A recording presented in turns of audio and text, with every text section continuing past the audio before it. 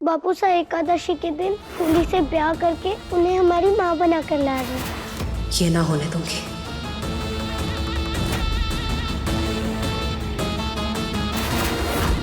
पर तुमने जो देखा वह एक गलतफहमी भी तो हो सके।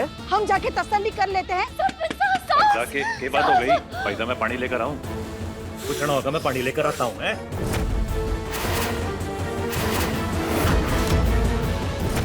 सरपंच काका, आप सब अटे अचानक क्या कर रहे हैं? अगर अचानक नहीं आते तो आपका भेद कैसे खुलता? वेद? हमारे कौन से वेद की बात कर रही हैं आप? सरपंच साहब, ये सब काहे हो रहा है? ये औरत कौन है और आपके कमरे में क्या कर रही है? भीम सिंह, आप सब जो समझ रहे हैं वैसा कुछ ना है। ये मेहमान है हमारी। पुली जाने है कौन है, कट्ठे आई है, पुली बता।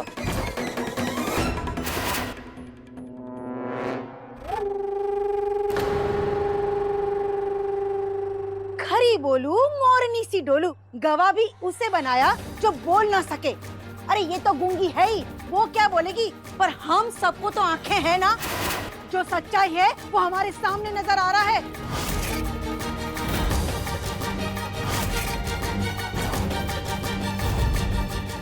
बापू सा,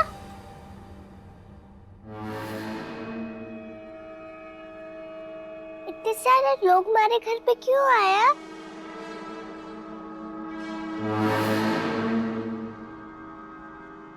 फूली मौसा, हमारे घर में इतने सारे लोग क्यों आए हैं?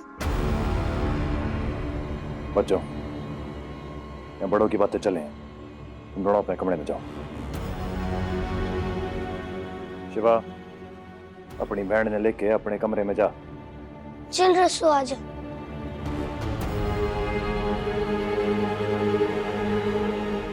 नानी की कोठरी में जब आग लगी थी तब ये बाईसा ने अपनी जान पर खेलकर हमारी रसाल की जान बचाई थी।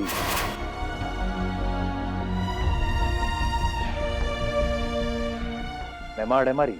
तो उसका एहसान चुकाने के लिए आप इस औरत को अपने घर में, अपने कमरे में, अपने बिस्तर पर ले आए। अभी सा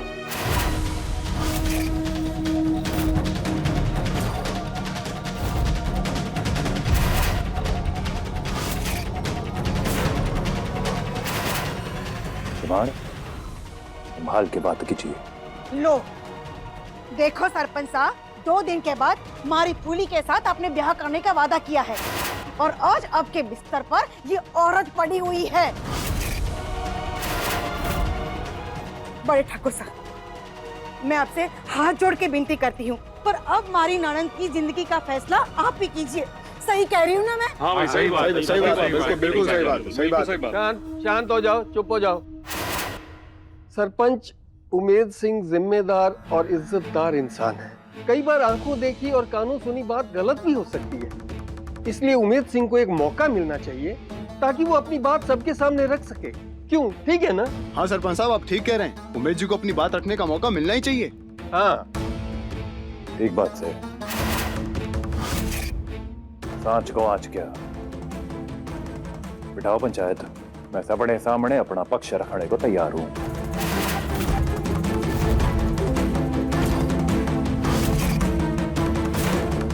ठीक है, चलो भाई।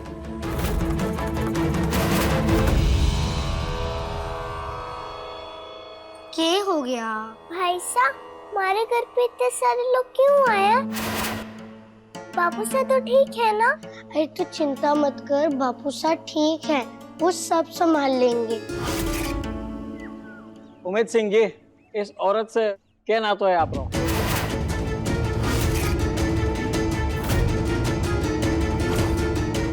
इंसानियत का नाता है पंच साहब। हमारी लाडो की जान बचाइए सर। नहीं भाई साहब, खटे सुन हो और थारा परिवार लोग कट है। अभागन हो पंच साहब, कोई ना है हमारा इस संसार में। छोटे थे माँ बाप चल बसे, पति ने महामारी खा गई। अगर सरपंच साहब मुझे उस आग से ना बचाते तो आज मैं जिंदा ना होती, और अच्छा ही होता मैं मर जाती। कम से कम कलंक तो ना लगता हमारे सर पे। ठीक है। वाह, खरी बोलू मोरनी सी डोलू, अगर कलंक की थारे को इतनी फिक्र थी तो रात सरपंच आके घर में क्यों बिताई? पता नहीं क्या क्या गुल खिलाए होंगे इन्होंने। और सज्जा, मार ये गूंगी ननद को भुगतनी पड़ेगी। हमारी आप सब लोगों से विनती है, ये छोरी का कि दुनिया में कोई ना है, कोई साथ देने वाले ना है। आप जो भी फैसला करो, कि छोरी के साथ अन्याय ना हो।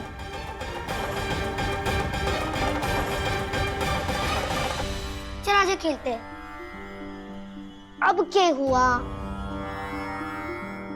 भाई साहब वहाँ चलते हैं ना, देखते हैं क्या चल रहा है। नहीं नहीं नहीं, बापू साहब बहुत डांटेंगे। भाई साहब कहीं उमेश जी, आ बात साची है के? आ छोरी सारी रात थारे घरे गुजारी है?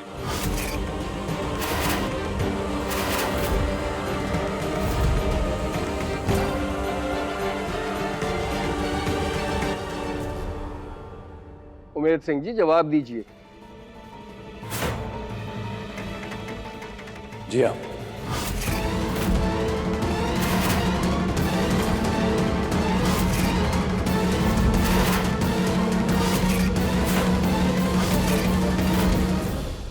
पर मैं घर में अकेला न था,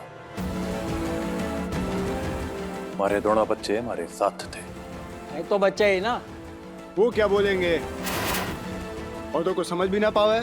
आपकी सच्चाई की गवाही देने के लिए कोई बड़ा आ सके है?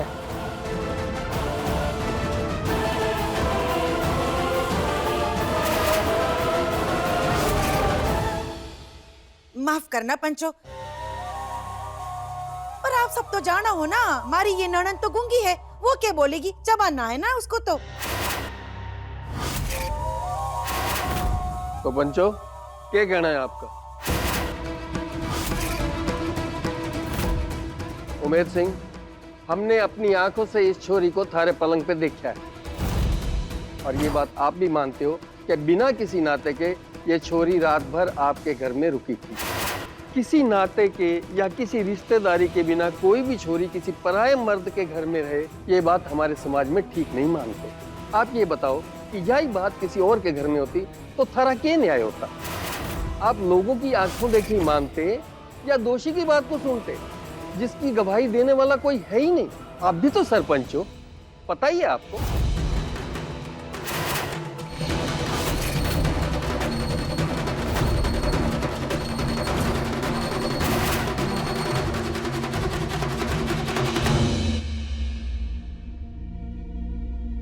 उम्मीद सा इस औरत के माथे जो कलंक लगा है वो तभी मिट सके जब आप उससे ब्याह करके अपनी लुगाई स्वीकार करें।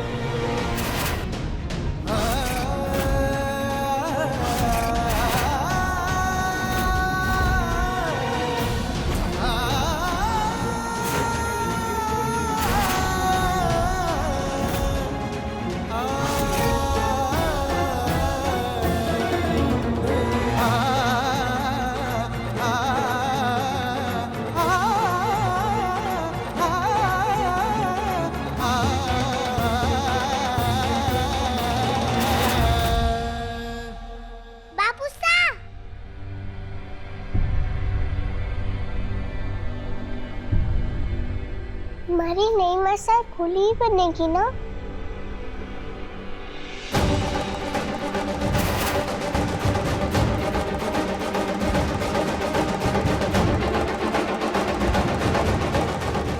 अब 2 दिन बाद उनसे ब्याह कर लगे ना? ठीक है, पंचों ने अपना फैसला सुना दिया है, किसी को कुछ कहना तो नहीं है ना? मारे को कुछ कहना है। 2 दिन बाद हमारी फूली का ब्याह सरपंच साहब से होने वाला था। सरपंच साहब ने वचन भी दिया था, पर आप लोगों ने जे औरत का ब्याह सरपंच साहब से रचाने का फैसला सुना दिया। किसी ने यह सोचा कि हमारी फूली का क्या होगा हमारी फूली का?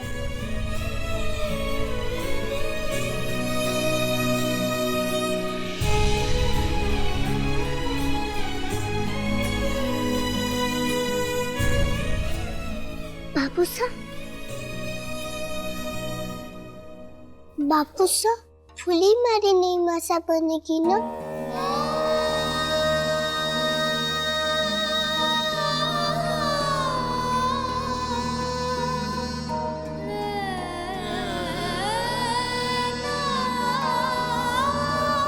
कोई भी फैसला लेने से पहले हमें इस बात को ध्यान में रखना चाहिए कि उमेद सिंह इस गांव का सरपंच है और फैसले में उनकी सहमति जरूरी है। और साथ में ये दो लुगाइयों की जिंदगी का सवाल है। इसलिए मेरा सुझाव है कि हमें जो भी फैसला लेना है जल्दबाजी में नहीं लेना है। सोच समझकर कोई भी फैसला हमें करना चाहिए।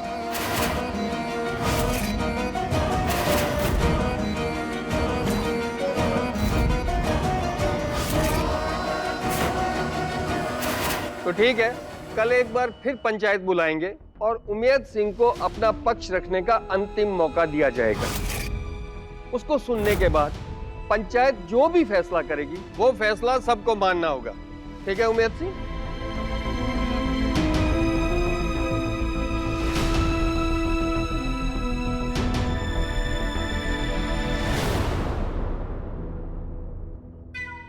बस एक रात और, कल का सूरज हमारे जीवन में रोशनी बन के आएगा। वाह, ब्याह का वादा हमारी फूली को किया और घर में ये दूसरी औरत लाकर बिठा दी है।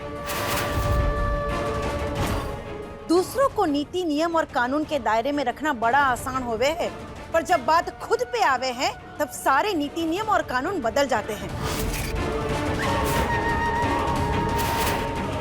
देखते हैं ये छोटे सरपंच जी कल क्या रंग दिखाते हैं।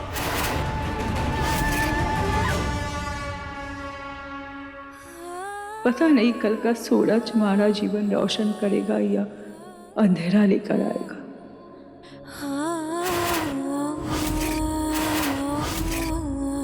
बापू साहब, ये सब क्या चल रहा है?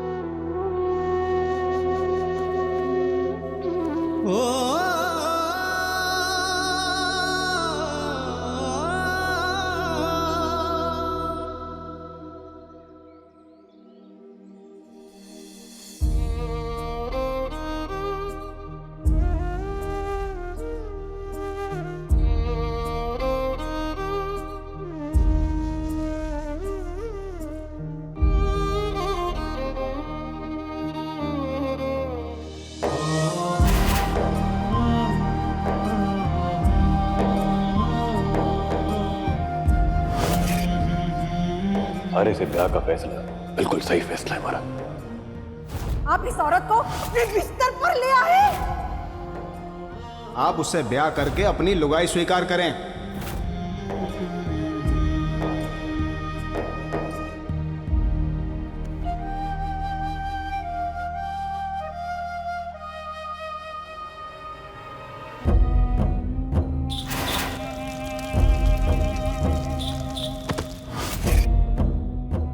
मरी जाती तो अच्छा होता सरपंच साहब। इतना हंगामा हो गया हमारे कारण, सांस बैठ गई थी। घबराहट में मदद करने के लिए आपको पुकारा। माफ करो सरपंच साहब, माफ कर दो। हमारी गलती, सब हाथ वजह से हुआ है।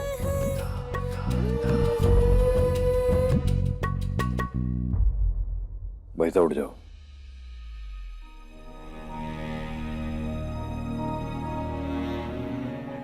भाई साहब जो हुआ उसमें आपकी कोई गलती ना है, बस हालात गलत पड़ गए। भाई साहब किसी ने पता था कि ऐसा कुछ हो जाएगा। पर आप चिंता ना करो, किसी के साथ भी अन्याय ना होगा।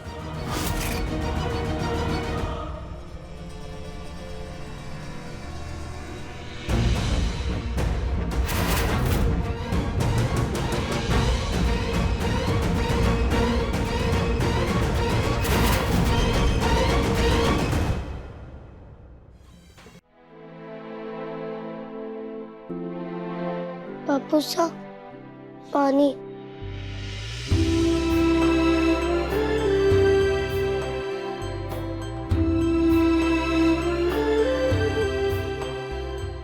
बापू साहब, आपका ये झुका हुआ सिर मुझे अच्छा ना लग रहा।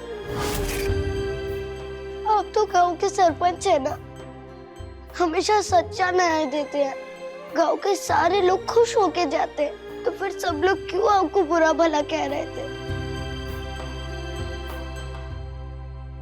क्योंकि गांव वालों ने कुछ देखा और बात को गलत समझ बैठे।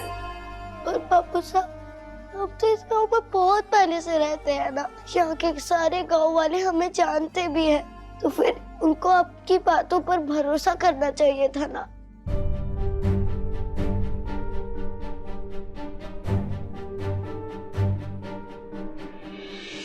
यही दुनिया की रीत है बेटा, कीचड़ का उड़ा एक दाग पिछले सारे अच्छे कर्मों को मैला कर जाता है। लोग आंखों देखी बात को सच मान बैठे, और कभी कभी आंखों देखा सच भी सच ना हो। ये बात कोई समझने को तैयार ही ना है। पर बापू साहब, आप तो सिखाते हैं ना कि जब कोई इंसान सच्चा होता है तो उसके साथ कुछ गलत ना होता।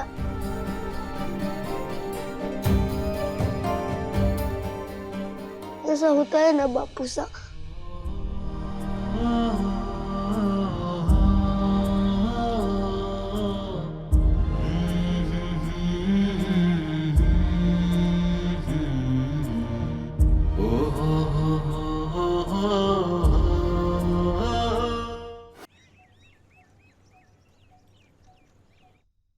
आप ये बताओ कि यही बात किसी और के घर में होती तो थारा क्या न्याय होता?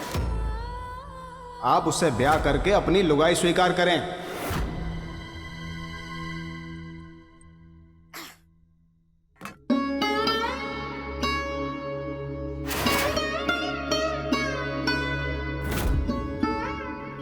क्या बात है, मुंह क्यों लटकाए बैठे हो? जो होना है कल पंचायत में हो जाएगा, शांति से खाना खा लो। मन्ने तो विश्वास ही ना हो रहा कि सरपंच साहब ऐसा कर सके। कल जब पंचों ने फैसला कर लिया कि उस औरत के साथ सरपंच साहब ने ब्याह करना पड़ेगा, तुम्हारी फूली का क्या होगा? ये थारी बयान की फूटी करम। मैंने तो पहले ही बोला था कि सरपंच साहब खाली नाम का ब्याह रचाने वाले हैं फूली से, क्योंकि उनका जो मन है ना किसी और औरत पे पहले से आ चुका है। पर चुप पूजा कमलेश, ये सब थारे कारण ही हो रहा है। क्या जरूरत थी तन्ने सारे गांव के सामने तमाशा करने की? और इसमें गलती मारी भी है जो मैं थारी बात में आकर बड़े सरपंच साहब ने बुलाने चला गया। घर का मामला था, घर में सुलझ जाता और कल फूली का ब्याह सरपंच साहब से हो भी जाता। आप तो है ना चुप ही रहो जी। खरी बोलू मोरनी सी डोलू। अच्छा हुआ ब्याह होने से पहले सरपंच साहब को हमने रंगे हाथ पकड़ लिया। अगर अब सरपंच साहब ये ब्याह करना चाहे ना तो भी आप ठुकरा देना। अब सच तो ये है कि लाख कमी क्यों ना हो हमारी फूली में, पर चाल चलन के मामले में हमारे सरपंच साहब से हमारी फूली कई ज्यादा अच्छी है। अब जो सच्चाई सामने आई है, अगर ये ब्याह हो जाता है तो सोचो ये रिश्ता कैसे निभेगा। सरपंच साहब इस कलंक के साथ क्या चैन से रह पाएंगे? इस फूली के साथ ब्याह करने के कारण उस विधवा की जिंदगी बर्बाद हो गई।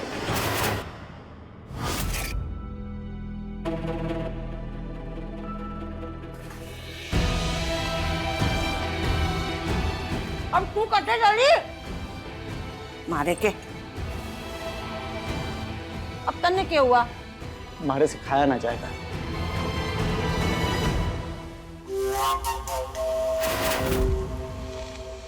अरे भोले सरपंच साहब, बचने के लिए कोई गली छोड़ी नहीं आपके वास्ते।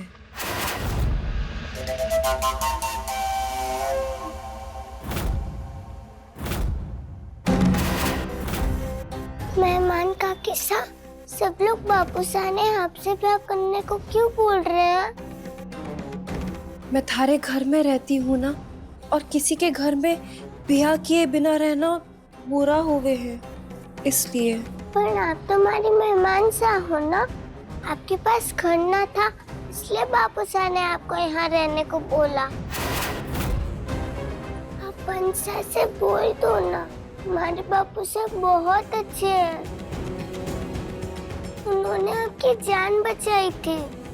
अब बोल दो ना कि आपका हमारे बापू साहब से ब्याह ना करे। बापू साहब फूली का ब्याह होने वाला है। हमारे हाथ में कुछ ना है बेटा। पंच गांव के बड़े हैं, हमारा ब्याह वो थारे बापू साहब के साथ करा के ही मानेंगे। और कल जो थारे बापू साहब ने मना किया ना, तो सब उन पे बहुत गुस्सा करेंगे। काश मैं थारी मदद कर सकती, पर हमारे हाथ में कुछ ना है छोरी।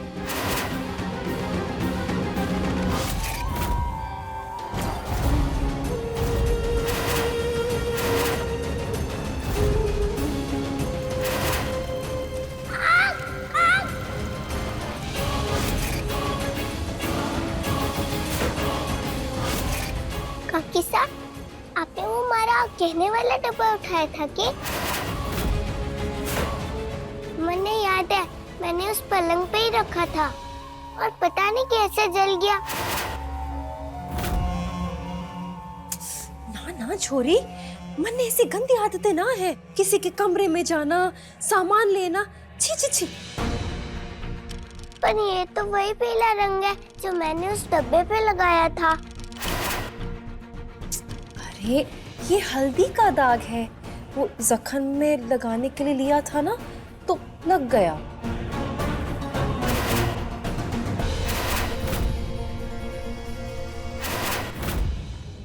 पर हल्दी जैसी तो खुशबू ना रही इस पे।